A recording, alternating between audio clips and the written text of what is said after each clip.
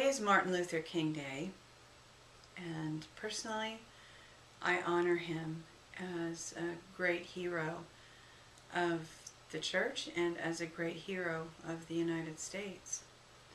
I believe in freedom and justice for all men, as did he, and he championed that cause. Coincidentally, yesterday I was reading a book that mentioned the 14th Amendment, which is the amendment that set the slaves free in this country. And I guess I never paid a whole lot of attention to the wording in the 14th Amendment. The way it actually works is not to raise the African slaves to the level of other people in this nation. The way it works is it raises the level of the slaves to some degree, and it lowers the status of the rest of the people of this nation. So there's kind of a meeting in between, and everyone's level, but everyone lost with the 14th Amendment overall. I'd like to read the 14th Amendment to you and give you a little more information. The 14th Amendment to the United States Constitution, Section 1, and I'm reading from They Own It All, Including You, by Ronald McDonald and Robert Rowan, MD, an excellent book that can give you a lot of understanding. Now I read from the Constitution, from the 14th Amendment to the Constitution. Section 1.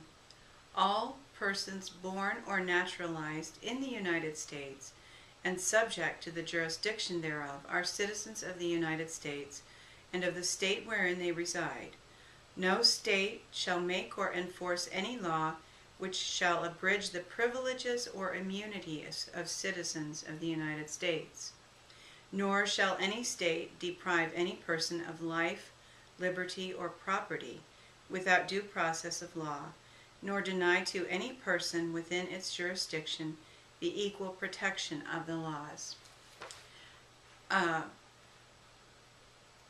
Before this time, the people who lived in this nation were considered sovereigns, independent people. This lowered the status to citizens who are subject to the government. And I'd like to read you a brief passage from They Own It All. This is reading from paragraph 2 on page 54.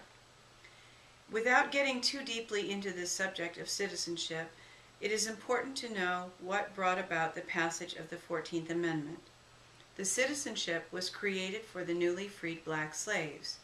Black slaves were considered commercial property of their master, and additionally they had a direct commercial tax upon them imposed by the United States government. For every black slave imported into this country, the master had to pay a $10 tax upon each head. The slaves remained the commercial property of their masters until the end of the Civil War. They then were commercial property of the victorious government. Now we ask you, in the light of the maritime tree that bears fruit, were the slaves ever really freed? And that references to something else they're discussing here. The 14th Amendment merely granted privileges and immunities under the tree of Admiralty Maritime rather than the unalienable rights that people inherently had within the common law. But that wasn't enough for the corporate United States. You will soon discover how the entire population was moved into commerce. Then all Americans were granted statutory civil rights, privileges, and immunities from the corporate government, rather than possessing the sovereign and unalienable rights the Creator endowed them with. So, the track was jumped a little there, and the citizens, the people of the United States, were no longer sovereign, but they were subject, equally, but subject to the government. Therefore, a measure of freedom was gained, a measure of freedom was gained by the African slaves. But a measure of freedom was lost by the rest of the population. And to some extent, there are people who say that when your salary is taxed, when the work of your hands, your mind, whatever, is taxed, a portion of it is taken away by force. That's considered slavery. So, to an extent, everyone who works for a living or even has income upon which they depend and pay taxes from investments is a slave, because slaves are not permitted to keep what they earn, what they work for. Our needs are provided for. We're allowed to keep enough to have shelter and food and clothing, but we're not permitted to keep all of our income. Our income is not our own. So there's that aspect. Slavery is a very hip topic right now. We were traveling over the weekend, and in airports I noticed a couple of sweatshirts that mentioned something about slavery, free the slaves, and what is often referred to as white slavery is, like I said, it's a very hip topic right now. A friend of mine on Facebook posted something about the United Methodist Church diverting funds or starting a fund, something like that, to fight slavery. I have a friend who was recently in Vietnam and witnessed firsthand the terrible oppression of slavery. And it's often children and the weak who are drawn into this slavery. Here are just some random thoughts I have about modern day slavery. And I'm not just talking about oppression by our government. I'm talking about heavy-handed sex slavery, desperate oppression that people are under. I would not give to a large fund. It's difficult to know where the money's actually going. They might have photos, videos, but it's difficult to determine exactly how your donation is being used.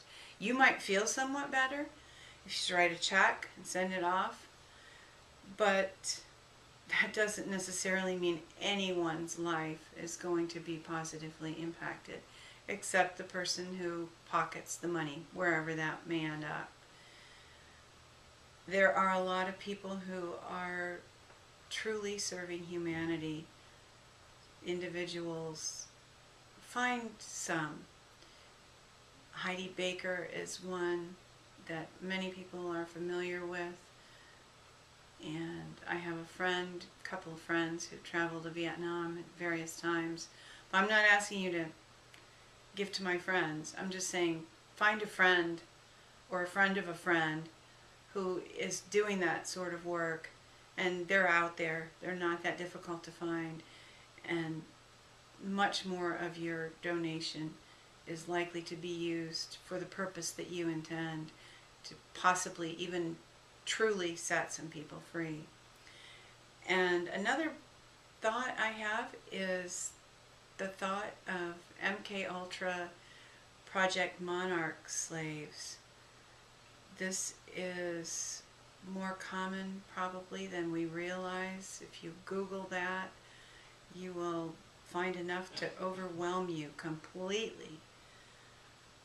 Start somewhere simple, like Kathy O'Brien's book, Trance, Trance, Formation of America, or Bryce Taylor's book, The Truth Has Set Me Free, Thanks for the Memories. These women have completely astonishing stories to tell. They are survivors of Project Monarch, sex slavery, mind control. They are survivors, and they have managed to recover their memories. These books are not for children. They're very graphic and very detailed, and they can scare the crap out of a mature adult just because of the far-reaching implications. So I hope that in considering Martin Luther King's birthday and the life of that truly great man, that you might be inspired yourself to become something of a freedom fighter. Take a stand against slavery. Take a stand against the slavery that you are subject to as a citizen of this country rather than as a sovereign, as the Founding Fathers intended. And take a stand for the women and children who every day are subject to these cruel and merciless and evil people who enslave them. Happy Martin Luther King Day.